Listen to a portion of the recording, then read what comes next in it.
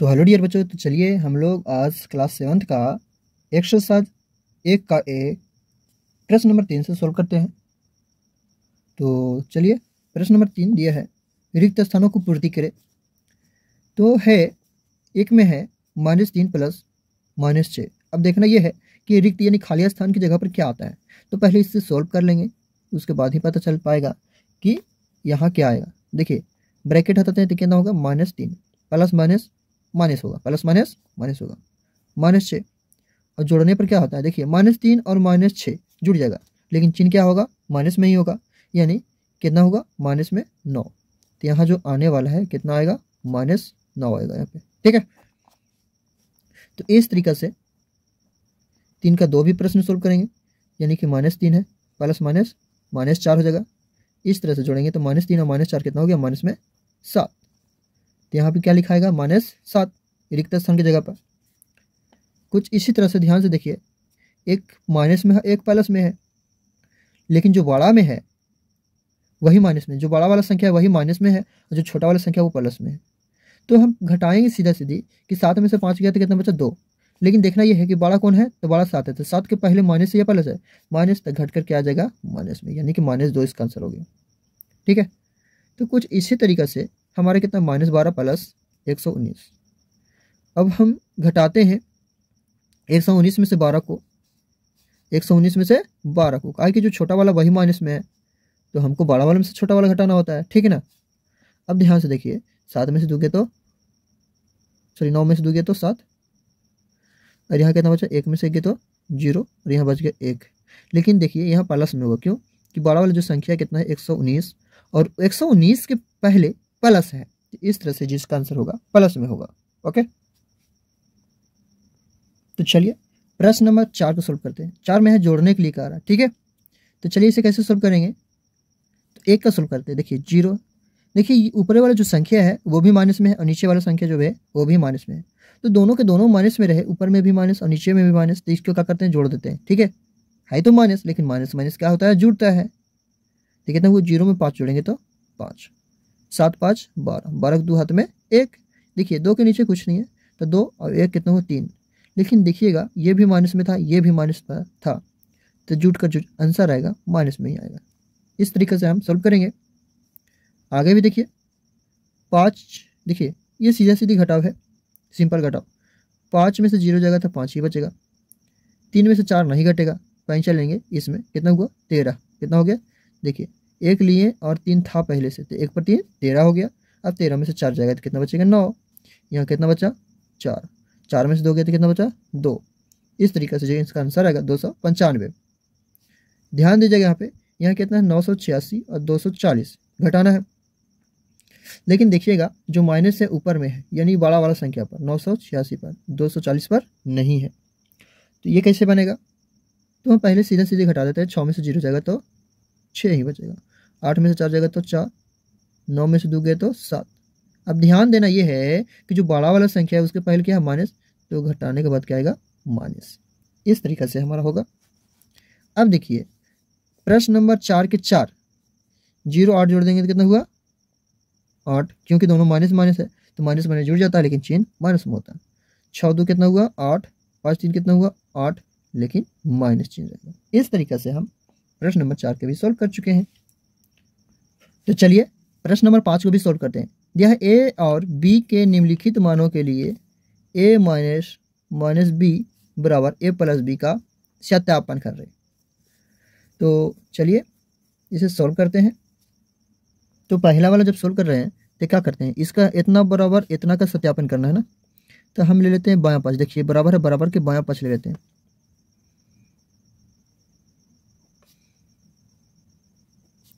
तो बायां पक्ष में क्या है, ए माइनस बी।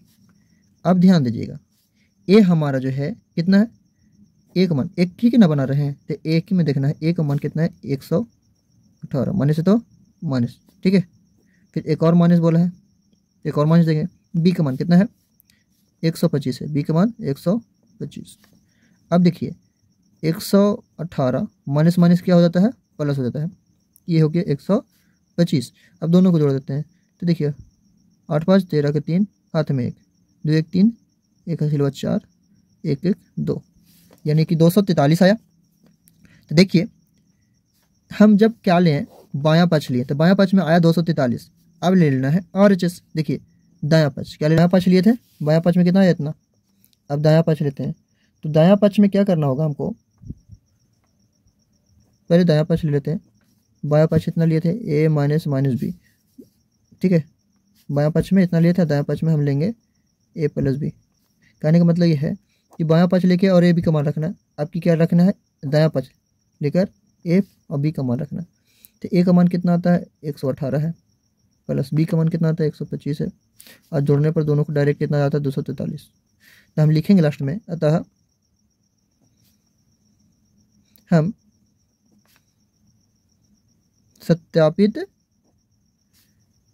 कर चुके हैं क्या, बायां पक्ष बराबर दायां पक्ष। या ये नहीं लिखकर क्या लिख सकते हैं, इसकी जगह पर हम ये लिख सकते हैं, कितना, ये नहीं लिखना चाहे तो इसकी जगह पर क्या लिख सकते हैं हम, A माइनस माइनस बी बराबर A प्लस बी है, ठीक है। इतना बराबर इतना है, कितना, इतना बराबर इतना है। इस तरह से हम भी लिख सकते हैं। तो एक का सोल्व किए, दूसरा का सोल्व करते हैं।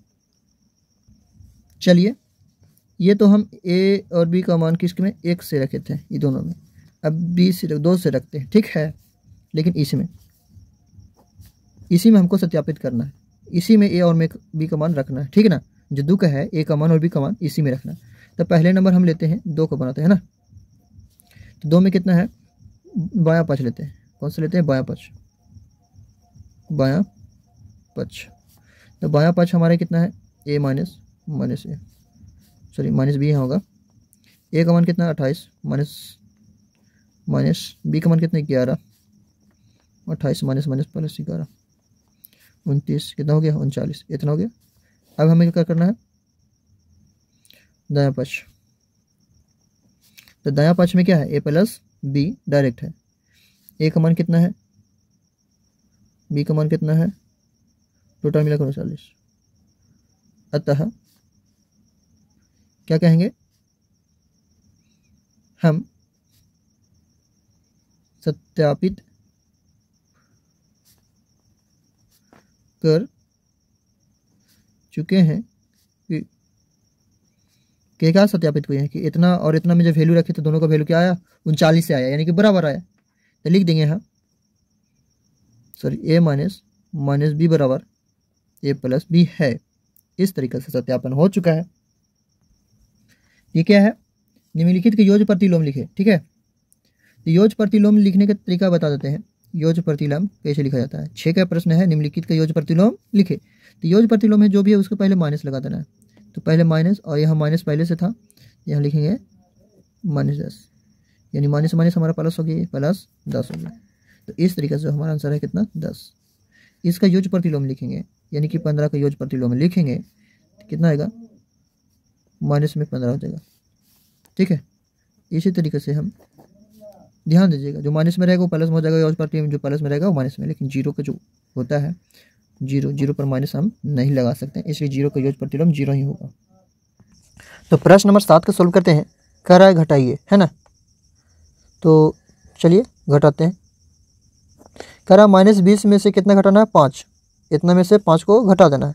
तो देखिए माइनस में 20 पहले से था और उसमें से घटाने के लिए कह रहा है 5 को, तो घटाओ का चिन्ह दिए और 5 दिए, ठीक है। लेकिन देखने से लग रहा है क्या है, ये भी माइनस में, ये भी माइनस में है। तो माइनस माइनस घटता नहीं, जुड़ जाता है, लेकिन चिन्ह क्या होता है, माइनस में होता है, यानी कि -25 हो जाएगा। 2 का देखते हैं, 2 का कैसे सोल्व होगा। देखिए 20 में से 5 घटाना है, यानी कि 20 में से की जगह पर रखेंगे माइनस, और यहाँ हो जाए 5, यानी कितना हो गया, 15। इसी तरीके से 20 में से -5, देखिए 20 और उसमें से घटाना है कितना, 20 में से की जगह पर माइनस, और ये -5 पहले से दिया हुआ है। तो कुल मिलाकर क्या हो जाएगा, 20 माइनस माइनस प्लस 5, 20 5 कितना हो गया, 25। इसी तरीके से -33 में से की जगह पर माइनस, में से की जगह पर माइनस और -10 पहले से दिया है। -33 माइनस माइनस प्लस 10, घटाने पर कितना गया, ध्यान से देखिएगा, एक प्लस में एक माइनस में, तो घटा देंगे तो कितना आएगा 23, क्योंकि 33 में से 10 आएगा 23, लेकिन जो बड़ा वाला वही माइनस में है, बड़ा वाला का पहले माइनस चिन्ह है तो घटकर माइनस में होगा। ठीक इसी तरीके से प्रश्न नंबर 5 को भी सोल्व करते हैं। तो माइनस में है कितना 300, में से की जगह पर क्या रखेंगे माइनस, और यहाँ -200 पहले से दिया हुआ था। कुल मिलाकर -300 माइनस माइनस क्या हुआ प्लस कितना है 200 बराबर माइनस में कितना हुआ 100। इस तरीके से ये लास्ट प्रश्न बच रहा है, तो इसको भी सोल्व करेंगे। ध्यान से देखिएगा, में से की जगह पर क्या है माइनस, कितना है 0। अब पता है इसे भी माइनस के पहले 0 नहीं लगता, अगर लगा भी दिए हैं तो देखिए माइनस माइनस जुड़ जाता है, क्या होता है माइनस माइनस जुड़ जाता है। 50 में 0 जुड़ेंगे तो क्या जुड़ेगा, कुछ भी नहीं आएगा, यानी कि कितना होगा -50 से कोई फर्क नहीं ना पड़ा, 50 में 0 जोड़े तो कोई फर्क नहीं पड़ा, -50 से रहेगा। इस तरीके से हमारा 7 का भी आंसर हो गया है। देखिए प्रश्न नंबर 8 है 136 एवं -56 के योग से -b को घटाना है। ध्यान से पहले सुनिएगा, इतना और इतना का योग यानी कि जोड़, ठीक है, तो पहले इतना के इतना का योग कर लेते हैं, तो यानी कि 136 प्लस, ठीक है 136 एवं की जगह पर प्लस किए, और माइनस में कितना है 56 है, तो माइनस में 56 लिखेंगे। लेकिन इन दोनों को योग में से हमको कितना घटाने के लिए कह रहा है, तो 20 को, -20 को कितना घटाने के लिए कह रहा है -20 को। यहाँ बड़ा वाला ब्रैकेट का यूज करते हैं, माइनस यानी घटाने के लिए कह रहा है ना, घटाएं तो माइनस के चिन्ह और -20 दिया हुआ है। नहीं समझ में आया, 36 के 36 एवं की जगह पर प्लस, और ये पहले से ही माइनस में 56 दिया था तो -56, तो दोनों का योग में से यानी कि 136 और -56 के योग बोले तो जोड़ में से हमको कितना घटाना है, तो हमको घटाना यानी कि माइनस के चिन्ह देना है 20 को, कितना को घटाना है -20 को, तो घटाओ के चिन्ह और -20 पहले से दिया हुआ था। अब इसे सोल्व करते हैं, तो अंदर वाला पहले मटेरियल सोल्व कर गए, तो कितना हुआ 136 क्या होगा minus minus plus minus minus हो गया 56 हो गया, और उसमें से हम लोग क्या करेंगे माइनस माइनस ये भी क्या हो गया +20 हो गया। तो पहले इसका काम करते हैं, तो देखिए 6 में से 6 गया तो 0, 13 में से 5 गया तो कितना बचेगा 8, और प्लस में यहाँ कितना है 20, कुल मिलाकर हमारा कितना आंसर हो गया 100। 80 और 20 कितना हो गया 100। तो चलिए प्रश्न नंबर 9 को सोल्व करते हैं, सरल करें। तो पहले ब्रैकेट के अंदर काम कर लेते हैं। देखिए 36 है तो 36 माइनस माइनस प्लस 9 हो गया, प्लस हो गया। इसी तरीके से कितना हुआ 15 माइनस माइनस प्लस हो गया 25 हो गया। क्या करते हैं अंदर वाला को जोड़ते हैं, ये हो गया 45 प्लस 30 10 40 हो गया, और जोड़ने पर कितना होता है ये 95। तो इस तरीके से जो है हमारा आंसर हो जाएगा। अब 10 के 2 सॉरी 9 के 2, तो चलिए जानते हैं इसे कैसे सोल्व करेंगे। देखिए -25 के -25 माइनस माइनस क्या हो गया +5 हो गया, प्लस हो गया, -20 के -20 माइनस माइनस क्या हो गया प्लस कितना हो गया 60। इसी तरीके से इसको घटाएंगे तो क्या होगा माइनस में 20 प्लस ये कितना होगा घटाने पर 40 हो जाएगा, ठीक है घटा लीजिएगा कितना हो जाएगा 40। अब देखिए एक माइनस में एक प्लस में आया, तो घटाने पर यहाँ कितना आएगा 20, यानी कि इसका आंसर जो होगा 20 हो जाएगा, ठीक है।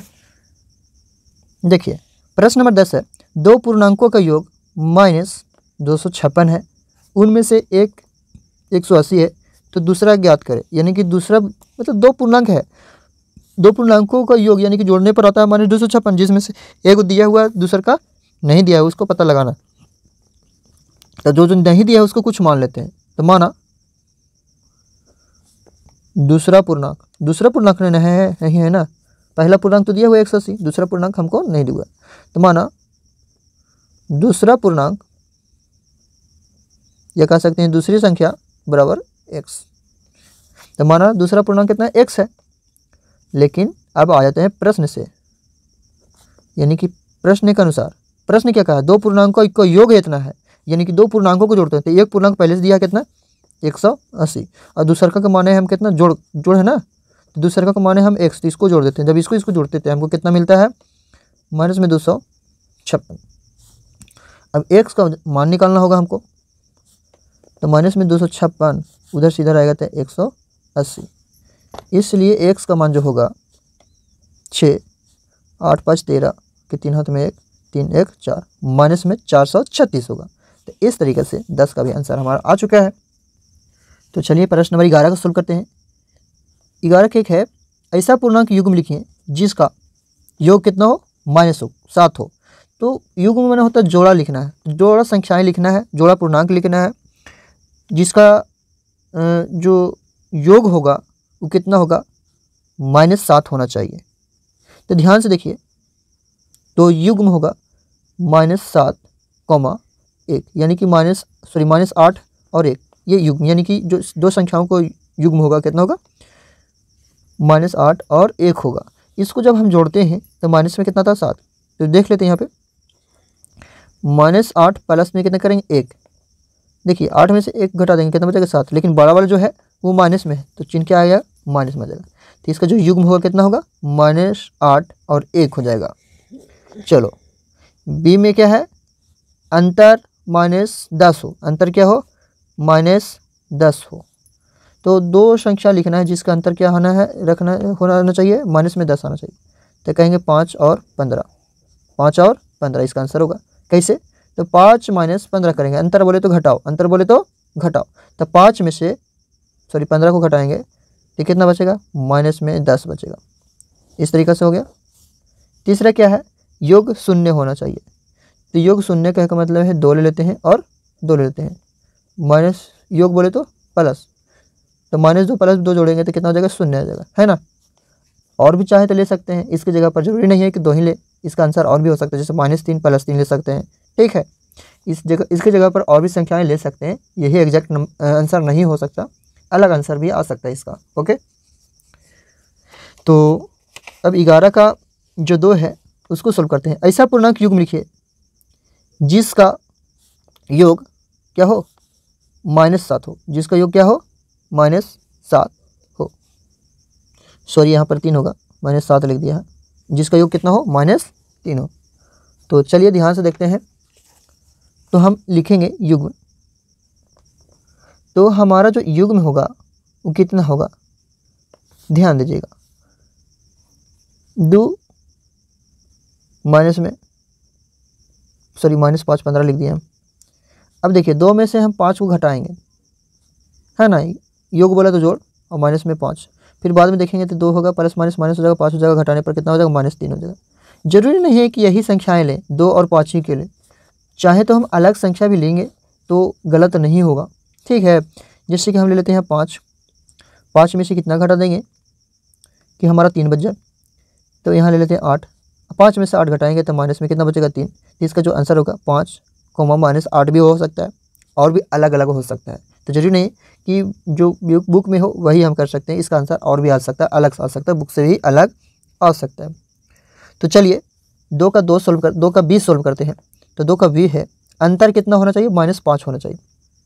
तो 5 में से कितना घटा देंगे, 5 में से 10 को घटा देंगे तो कितना आएगा, 5, यानी कि इसका युग्म होगा 5, 10 होगा। 5 में से 10 को घटा देंगे कितना होगा, 5 में से 5 - 10 घटाने पर आता है -5, यानी 5, 10 इसका आंसर होगा। ठीक इसी तरीके से सी में भी देख लेते हैं, इसका जो आंसर होगा, अंतर 2 आना चाहिए। तो +2 ना, 4 में से 2 घटाओ कितना आया, 2 आया, यानी कि जिसका युग्म होगा 4 2 होगा। ठीक इसी प्रकार से इसका अगला युग्म होगा 2 8। 2 8 का मतलब है 2 योग में जोड़ +8 कितना आ गया, 10 आ गया कि नहीं आ गया। तो इस तरीके से हम सभी प्रश्नों को सोल्व करेंगे।